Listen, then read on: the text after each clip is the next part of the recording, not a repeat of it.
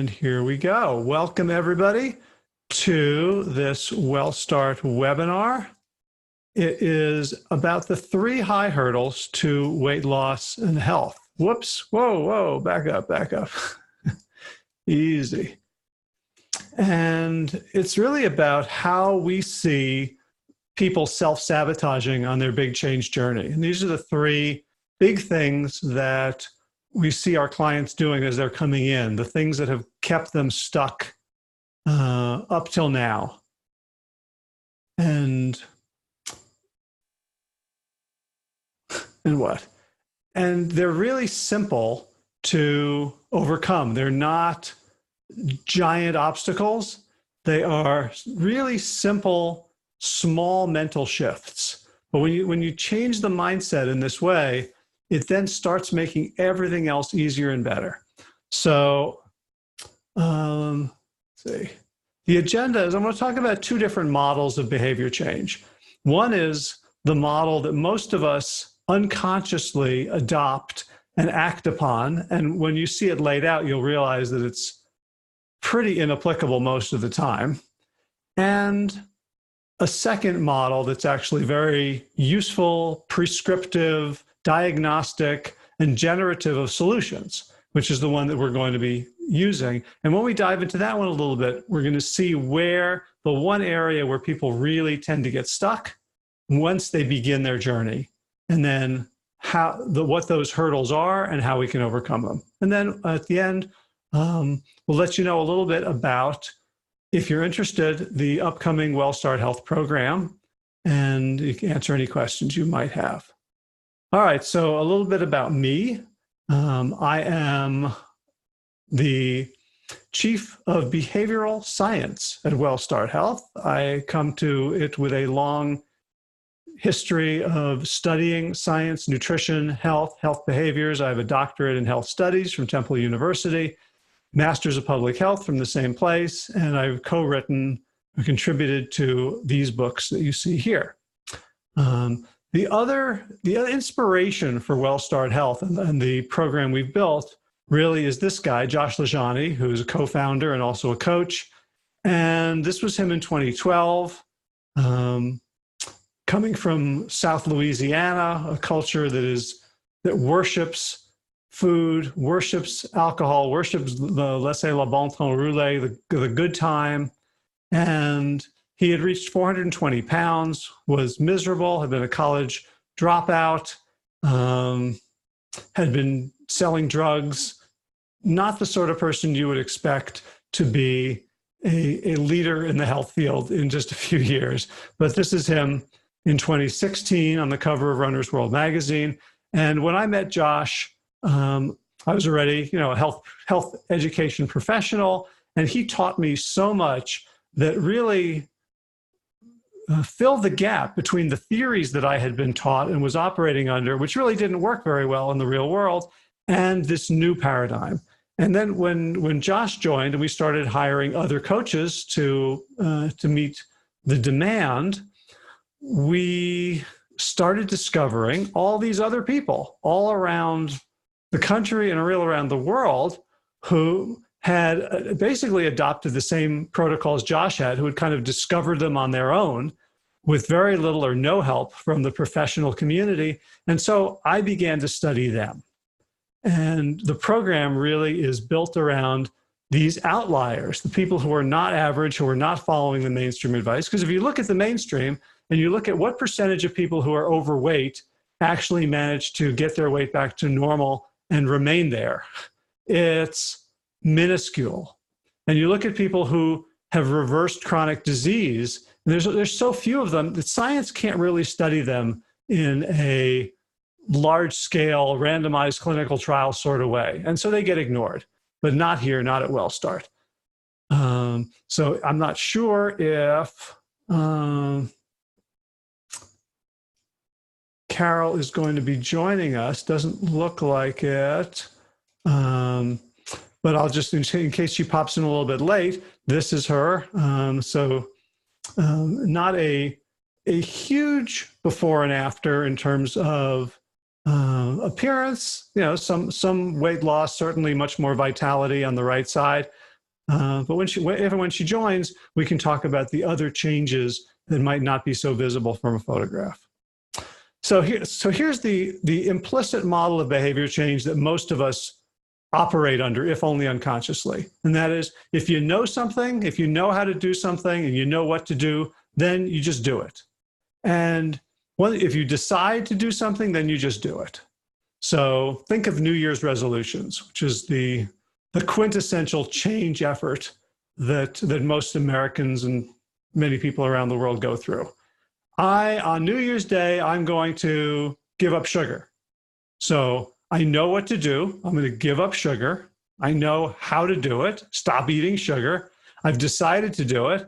And so therefore, on January 1st, I'm not going to have any more sugar. And how long does that last? Usually not very long. And then, oh, well, another failed resolution. Or I'm going to go on a diet. Or I'm going to hit the gym 3 times a week. Or I'm going to stop yelling at my kids.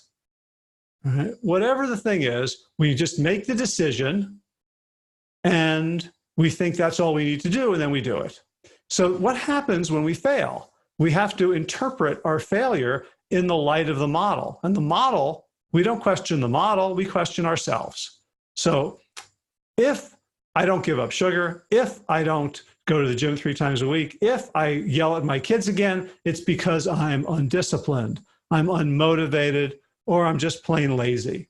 And we see varieties of this where people come in and say, well, I could never really start an exercise habit because I'm not a morning person, or I could never give up cheese, sugar, eggs, whatever, because I have a sweet tooth, or some sort of belief that reflects our own brokenness as opposed to the problem with the model itself.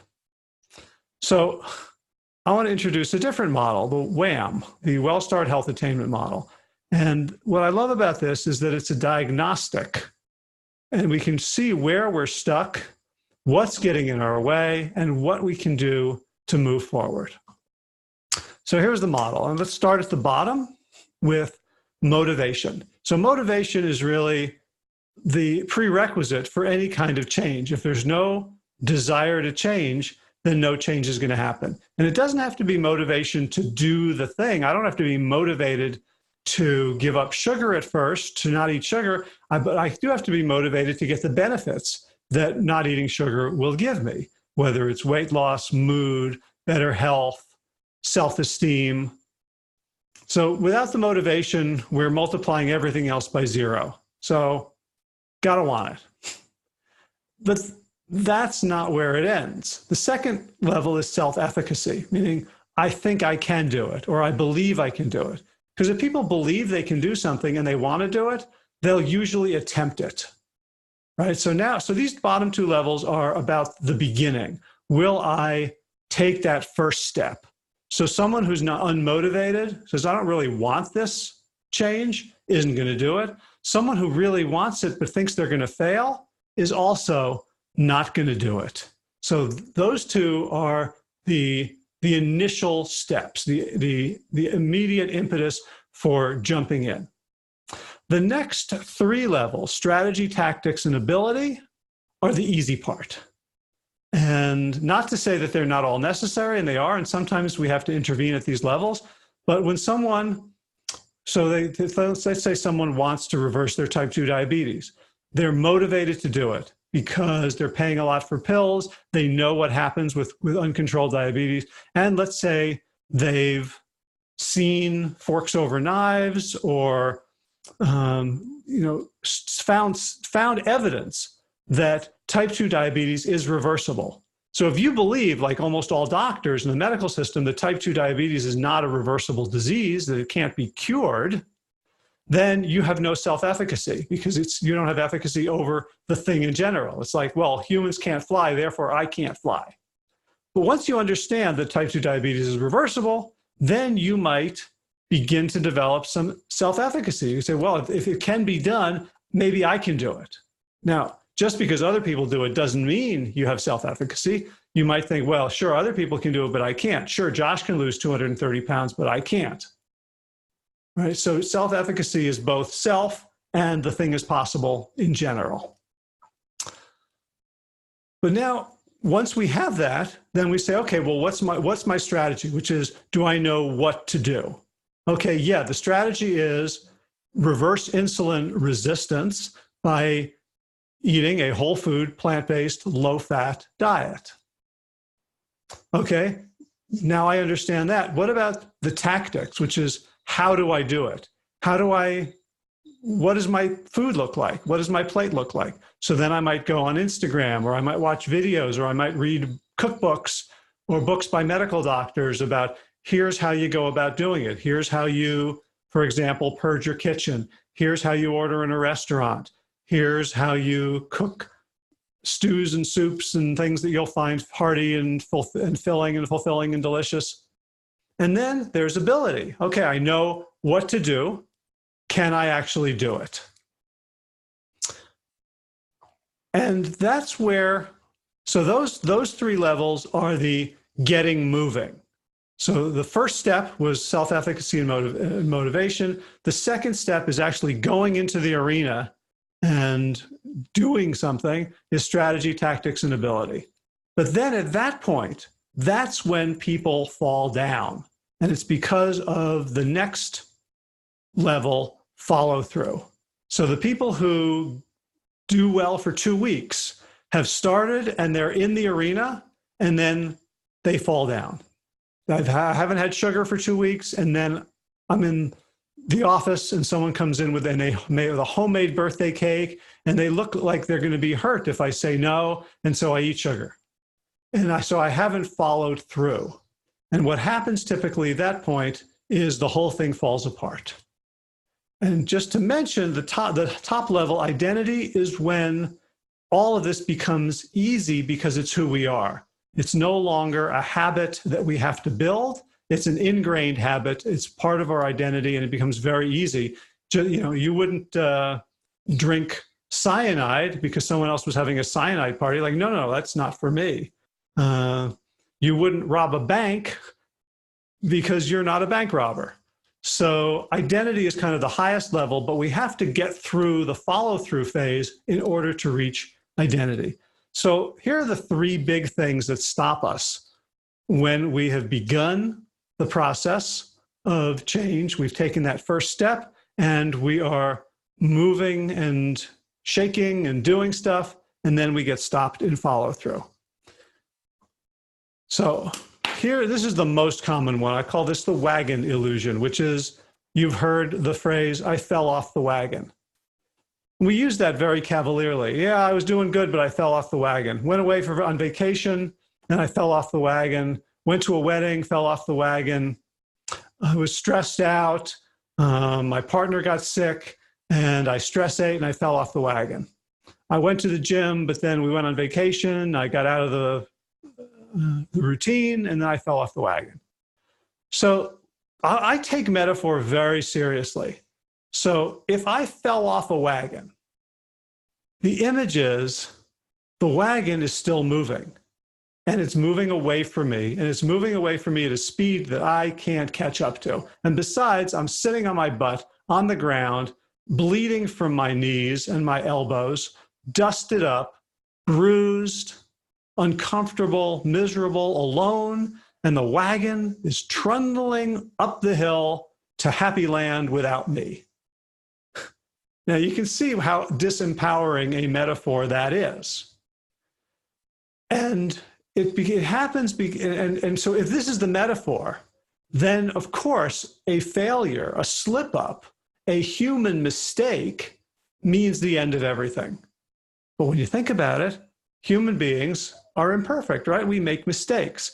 So rather than expecting perfection and having no plan to deal with a failure, which is the result of the wagon illusion, let's bust that metaphor and come up with a different one, which is, you took one step off the path. There's no wagon. In fact, you're the wagon. When you stop, everything stops. Nothing is going anywhere. And you just took one step off the path. And how do I know it's just one step? Because it only takes one step to get right back on the path. So you could be in the middle of that cake in the office and all of a sudden say, oh, I had made a decision to do things differently and I forgot, or I overrode it, or I convinced myself that now wasn't important, but now I remember. And so I'm going to put down my plate. Thank you very much. It was delicious cake. And I'm going to stop eating now. And guess what? The wagon hasn't gone anywhere and I'm right back on the path.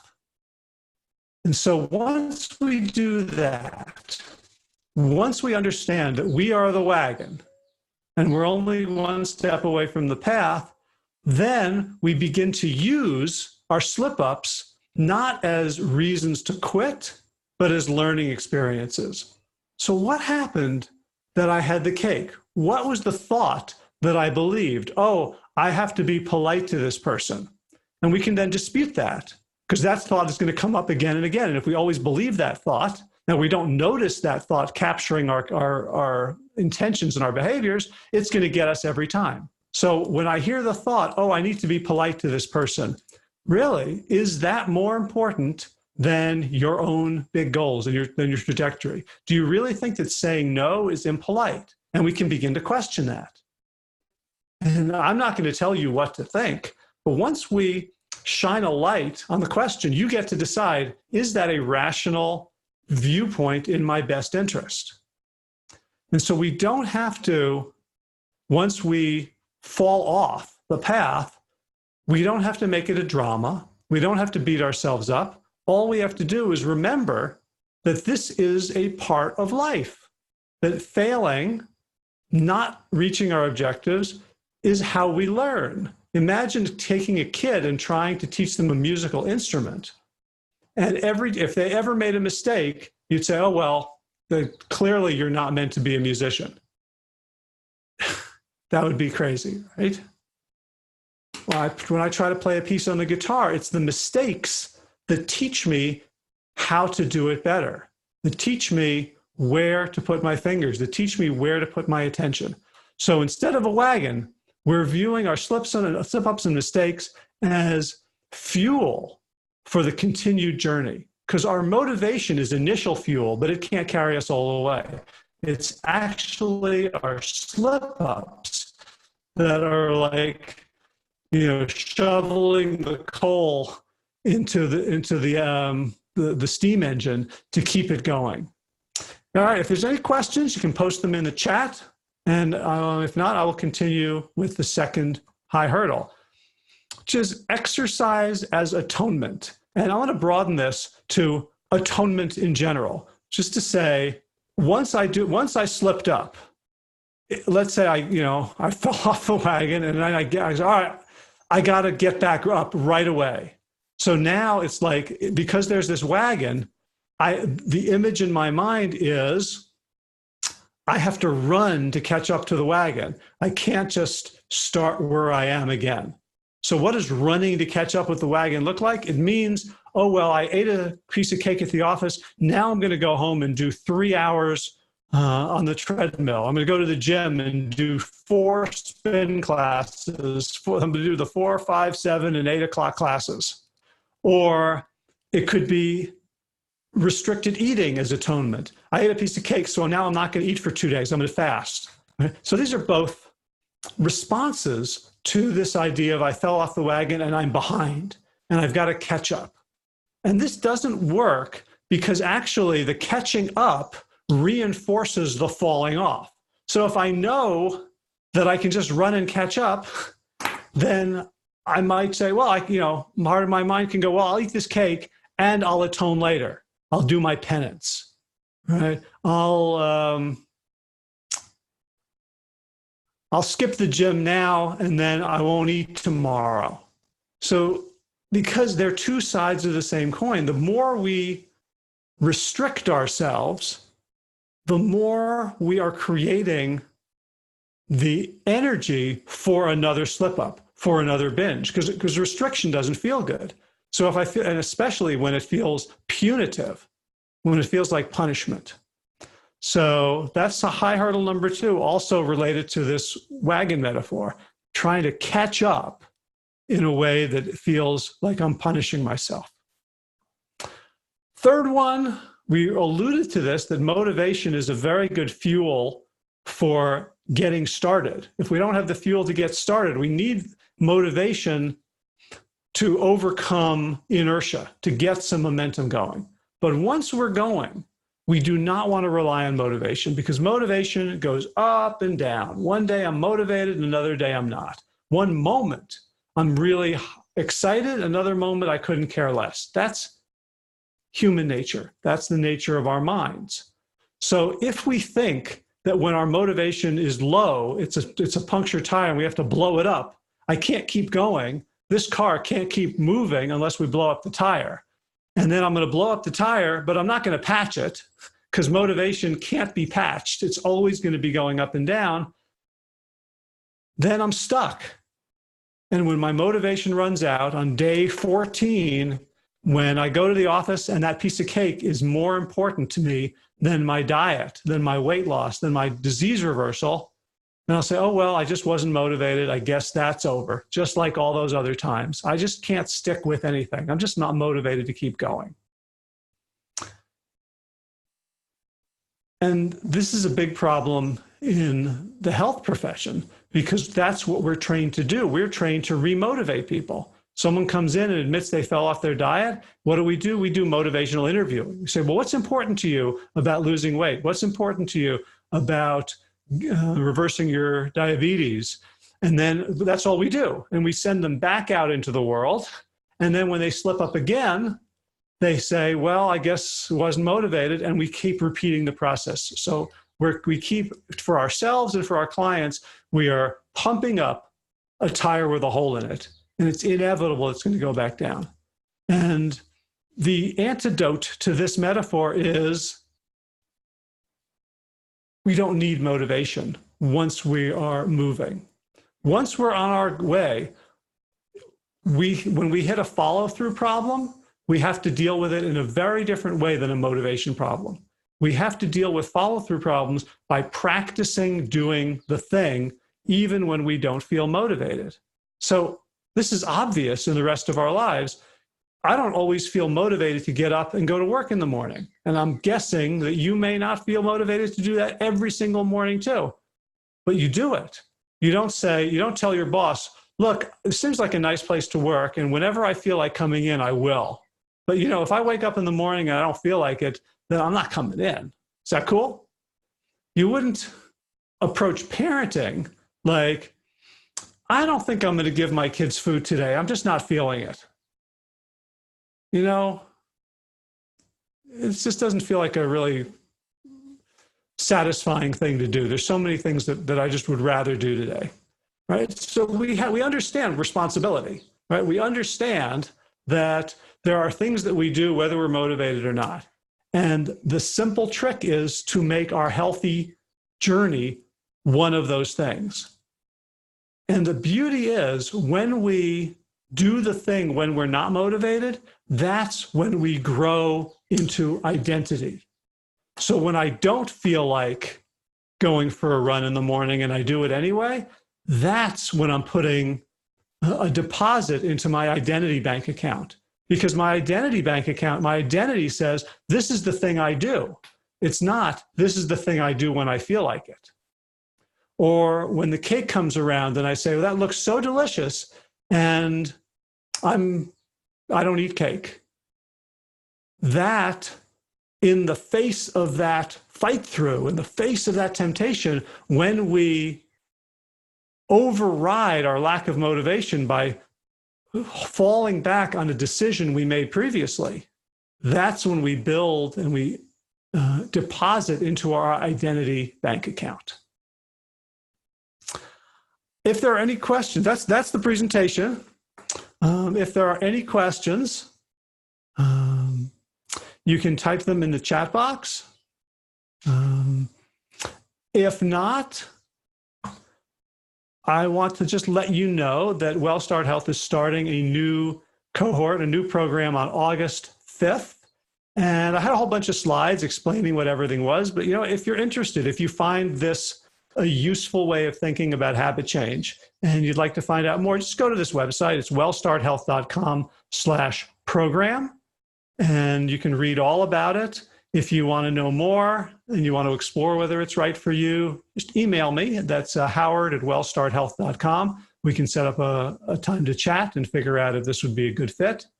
If there are any questions, type them in the chat box. I will give you a few seconds. And if you have a question that is going to take a while to chat, just type yes, so I know that it's coming. Otherwise, I'm going to remember to do a couple of gentle, deep breaths right now, because I get very excited when I do these webinars. Don't see any questions. So I want to thank everybody for attending. I hope this has been helpful. I would love to see you as a participant in an upcoming WellStart program if you think that would be a good fit. And I wish you all the very best of days. Take care.